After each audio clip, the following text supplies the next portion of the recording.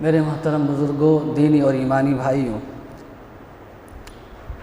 انسان کی سب سے بڑی خوبی اور اس کا کمال یہ ہے کہ اس کے اندر عبدیت پائی جائے، بندگی پائی جائے، تواضع اور انکساری پائی جائے۔ یہی وجہ ہے کہ معراج جیسے اہم واقعے کے موقع پر، جو کہ انتہائی حیرت انگیز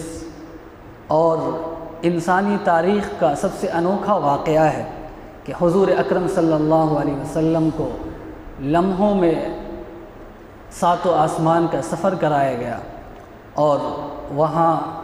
کی جو نشانیاں اللہ تبارک و تعالیٰ دکھلانا چاہتے تھے وہ دکھائی گئی۔ ایسے موقع پر اللہ تبارک و تعالیٰ نے اپنے بندے اور رسول حضور اکرم صلی اللہ علیہ وسلم کے لیے عبد کا لفظ استعمال کیا۔ فرمایا سبحان الذی اسری بعبدہ، کہ پاک ہے وہ ذات جو اپنے بندے کو مسجد الحرام سے مسجد اقصی لے گئی۔ تو پتہ چلا کہ انسان کی سب سے بڑی خوبی اور کمال یہی ہے کہ اس کے اندر عبدیت پائی جائے۔ تو یہاں پر بھی اللہ تبارک و تعالیٰ نے اپنے بندے اور پیغمبر کی تعریف فرمائی ہے، جیسے ایک دوسرے مقام پر وعباد الرحمن الذین یمشون علی الارض ہونا، کہ رحمان کے بندے وہ ہیں جو زمین میں نرمی کے ساتھ چلتے ہیں۔ تو جیسے وہاں پر مقام مدح میں ان کا تذکرہ کیا گیا ہے، بالکل اسی طریقے سے یہاں پر حضور اکرم صلی اللہ علیہ وسلم کا تذکرہ کیا گیا ہے۔ اور معراج کے واقعے کو بیان کرنے کے لیے جو لفظ استعمال کیا گیا اور جس جملے سے اس بات کا آغاز کیا گیا وہ یہ ہے کہ سبحان الذی، سبحان کا جو لفظ ہے وہ عربی زبان میں تعجب کے موقع پر اور کسی عظیم الشان واقعے کے موقع پر استعمال کیا جاتا ہے۔ کوئی حیرت انگیز معاملہ پیش آ جائے، واقعہ پیش آ جائے، ایسے موقع پر سبحان کا لفظ استعمال کیا جاتا ہے۔ تو اس واقعے کو یعنی معراج کے واقعے کو اسی اہتمام کے ساتھ اسی لیے بیان کیا گیا ہے کہ یہ معراج کا واقعہ جو ہے جسمانی طور پر حضور اکرم صلی اللہ علیہ وسلم کو پیش آیا تھا۔ یہ واقعہ صرف خواب کا نہیں تھا۔ جن لوگوں نے صحابہ کرام میں سے خصوصاً حضرت عائشہ صدیقہ رضی اللہ تعالی عنہا اور حضرت معاویہ رضی اللہ تعالی عنہ سے یہ منقول ہے کہ یہ معراج کا واقعہ، اسراء کا واقعہ خواب میں پیش آیا تھا۔ تو اس کا جواب مفسرین نے دیا ہے کہ یہ ان لوگوں کی طرف سے کوئی روایت بھی حضور صلی اللہ علیہ وسلم کی طرف سے معراج کے روحانی ہونے پر اور خواب میں ہونے پر منقول نہیں ہے۔ اور دوسری بات یہ کہ یہ لوگ اس وقت بہت چھوٹے تھے اور حضرت عائشہ صدیقہ رضی اللہ تعالی عنہا کا حضور سے نکاح بھی نہیں ہوا تھا، اس لیے ان کی روایتیں معتبر نہیں مانی جائیں گی، ان کے قول کو معتبر نہیں قرار دیا جائے گا۔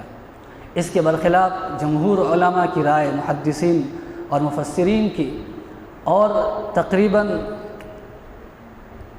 45 صحابہ کرام سے یہ روایت منقول ہے کہ آپ صلی اللہ علیہ وسلم کو معراج کرائی گئی اور وہ معراج جسمانی تھی کہ اللہ کے نبی صلی اللہ علیہ وسلم کو جبرائیل امین براق پر سوار کر کے مسجد اقصی لے گئے اور پھر مسجد اقصی سے 7واں آسمان کا سفر ہوا۔ تفسیر ابن کثیر کے اندر علامہ ابن کثیر رحمۃ اللہ علیہ نے اس معراج کے واقعے کے ثبوت کے طور پر ایک واقعہ ذکر فرمایا ہے کہ حضور اکرم صلی اللہ علیہ وسلم نے ایک موقع پر اپنے صحابی حضرت دحیہ کلبی رضی اللہ تعالی عنہ کو اپنا ایک مکتوب اور ایک خط دے کر کے روم کے بادشاہ قیصر کے پاس بھیجا تھا۔ اس زمانے میں دو بڑی حکومتیں تھیں، قیصر و کسریٰ کی حکومتیں، ایران اور روم کی۔ ایران کے بادشاہوں کا لقب کسریٰ ہوا کرتا تھا اور روم کے بادشاہوں کا لقب قیصر ہوا کرتا تھا۔ تو جس قیصر کے پاس حضرت دحیہ کلبی رضی اللہ تعالی عنہ کو بھیجا گیا تھا اس کا نام ہرقل بیان کیا گیا ہے۔ بہرحال اللہ کے پیغمبر حضور اکرم صلی اللہ علیہ وسلم نے یہ خط لکھا تھا اور اس خط کے اندر اس بادشاہ کو دعوت دی تھی کہ تم میری دعوت کو قبول کر لو، کامیاب ہو جاؤ گے، اسلم تسلم، کہ اسلام لے آؤ تم محفوظ ہو جاؤ گے۔ حضرت دحیہ کلبی رضی اللہ تعالی عنہ یہ خط لے کر بادشاہ کے دربار میں پہنچے اور خط پیش کیا۔ بادشاہ نے وہ خط لے کر پڑھا، اور پڑھنے کے بعد حضور اکرم صلی اللہ علیہ وسلم سے متعلق جانکاری حاصل کرنے کے لیے اور آپ کے بارے میں تحقیق کرنے کے لیے آپ نے یہ حکم دیا اپنے کارندوں، بادشاہ نے یہ حکم دیا اپنے کارندوں کو کہ دیکھو عربوں سے، عرب کی طرف سے کوئی اگر یہاں آیا ہے، کوئی قافلہ آیا ہے تو ان کو بلا کر لایا جائے۔ چنانچہ اس نے حکم دیا کہ عرب سے اگر کوئی قافلہ آیا ہے تو ان کو بادشاہ کے دربار میں پیش کیا جائے۔ اس موقع پر ابو سفیان ابن حرب اپنے ساتھیوں کے ساتھ ایک تجارتی قافلہ لے کر ملک شام گئے ہوئے تھے۔ ان کو پکڑ کر لایا گیا، بادشاہ کے دربار میں پیش کیا گیا۔ بادشاہ نے حضور اکرم صلی اللہ علیہ وسلم سے متعلق کئی سوالات کیے۔ اس موقع پر ابو سفیان ابن حرب کہتے ہیں، چونکہ وہ اس وقت کافر تھے، مشرک تھے، انہوں نے یہ بیان کیا کہ میرے ذہن میں یہ بات پیدا ہوئی کہ میں آپ صلی اللہ علیہ وسلم کے بارے میں ایسی باتیں کہہ دوں جس سے نعوذ باللہ آپ کا جھوٹا اور کاذب ہونا ثابت ہو جائے، اور جن باتوں سے آپ کا بے حیثیت ہونا اور بے وزن ہونا ثابت ہو جائے۔ لیکن میں نے یہ سوچ کر کہ اگر میں کوئی بات ایسی کہہ دوں جس سے جھوٹ ہونا ثابت ہو جائے اور وہ بات خلاف واقعہ ہو تو لوگ مجھے طعنہ دیں گے اور مجھے جھوٹا کہیں گے، اور بادشاہ کے سامنے میری عزت بھی خاک میں مل جائے گی۔ بس اسی ڈر سے میں نے کوئی غلط بیانی حضور اکرم صلی اللہ علیہ وسلم کی طرف سے نہیں کی۔ تو اس موقع پر ابو سفیان جیسا مشرک انسان بھی جھوٹ بولنے سے ڈر رہا تھا، اور یہ عربوں کی ایک صفت تھی کہ وہ جھوٹ بولنے سے ہمیشہ کترایا کرتے تھے اور بچتے تھے۔ تو اس نے کہا کہ بادشاہ سلامت، میں آپ کو ایک بات عجیب و غریب بتلاتا ہوں۔ اس نے چاہا کہ معراج کا واقعہ بیان کر دیا جائے جس سے آپ کا جھوٹا ہونا ثابت ہو جائے گا۔ تو اس نے بیان کیا کہ یہ جو شخص ہے جس کا نام محمد ہے اور جس نے نبوت کا دعویٰ کیا ہے، اس نے ایک عجیب و غریب بات یہ کی ہے کہ مجھے معراج کرائی گئی ہے، یعنی رات کے تھوڑے سے حصے میں مجھے 7 آسمان کا سفر کرایا گیا، اور پھر وہاں جنت و جہنم دکھلائے گئے، اللہ کی تجلیات کا مشاہدہ کرایا گیا، اور پھر انبیاء کرام کی روحوں سے ملاقات کرائی گئی۔ پھر میں لمحوں میں آسمانوں سے مسجد اقصیٰ چلا آیا اور پھر اپنے گھر میں چلا آیا۔ تو اس بات کو سن کر بادشاہ کے درباروں میں سے ایک شخص، بادشاہ کے درباریوں میں سے ایک شخص تھا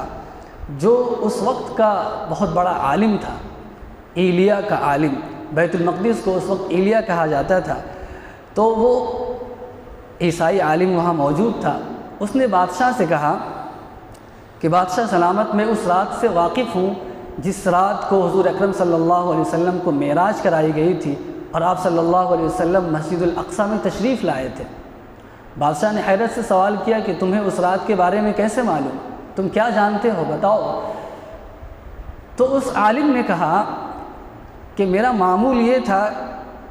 کہ میں مسجد اقصیٰ میں رہا کرتا تھا اور اس کی نگرانی کیا کرتا تھا، اور میں اس وقت تک سونے کے لیے نہیں جاتا تھا جب تک اس مسجد کے سارے دروازوں کو بند نہ کر لوں۔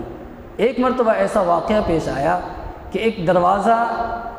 بند کیا جا رہا تھا، بند نہیں ہو رہا تھا، اور اس کے دونوں کواڑ کھلے ہوئے تھے۔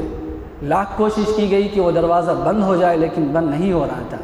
میں نے پریشان ہو کر کاریگروں کو بلایا، نجاروں کو بلایا کہ دیکھا جائے کہ کیا معاملہ ہے، دروازہ کیوں بند نہیں ہوتا ہے۔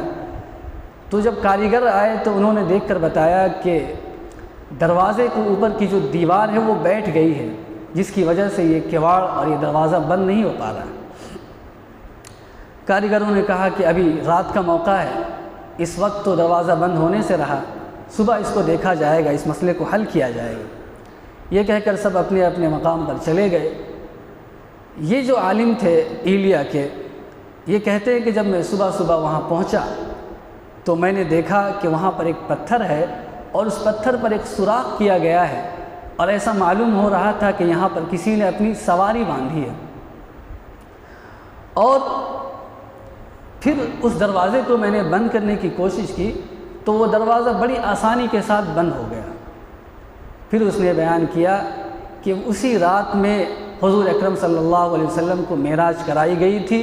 اور آپ صلی اللہ علیہ وسلم مسجد الاقصیٰ میں تشریف لائے تھے اور آپ نے اپنی سواری وہاں پر باندھی تھی۔ تو اس واقعے کو علامہ ابن کثیر رحمۃ اللہ علیہ نے معراج کے تاریخی شہادت کے طور پر پیش کیا ہے۔ بہرحال بیت المقدس اور مسجد اقصیٰ جس کو حضرت سلیمان علیہ السلام نے تعمیر کیا تھا، اس کے تعلق سے حضرت ابو ذر غفاری رضی اللہ تعالی عنہ نے ایک موقع پر سوال کیا کہ اے اللہ کے نبی صلی اللہ علیہ وسلم، سب سے پہلے کس مسجد کی بنیاد رکھی گئی؟ آپ نے فرمایا کہ سب سے پہلے مسجد الحرام کو تعمیر کیا گیا۔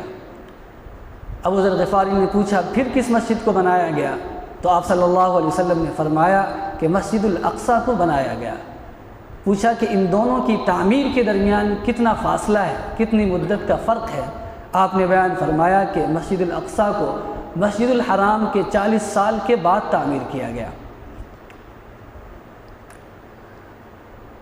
حضرت امام مجاہد رحمۃ اللہ علیہ بیان فرماتے ہیں